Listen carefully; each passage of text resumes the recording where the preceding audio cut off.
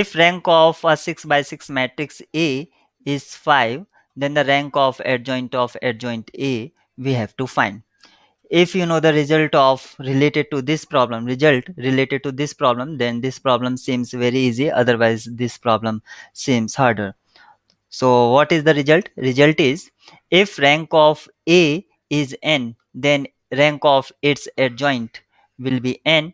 If rank of A is n minus 1, then rank of adjoint A is 1. If rank of A is less than equal to n minus 2, then rank of its adjoint will be 0. Now apply the result in this problem and try to find the solution of this problem. So we have to find rank of adjoint A. We are seeking this one. So let adjoint A is B. So we have to find rank of adjoint B. Means if anyhow I can find the rank of B, then I can tell about the adjoint rank of adjoint B. As B is adjoint of A, so find the rank of or relation rank and rank of its adjoint. So rank of A is 5.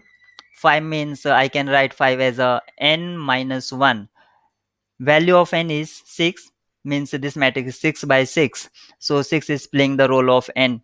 So I can write rank A as n minus 1.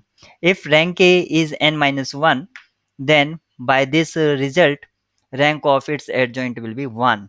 So rank of its adjoint is 1. That is rank of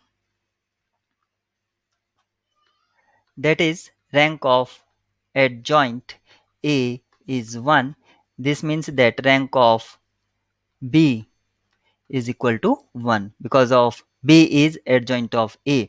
Now we have to find rank of adjoint B, and this can be find out with the help of rank of B. Rank of B is n minus 2 less than n minus 2, so rank of adjoint B will be 0.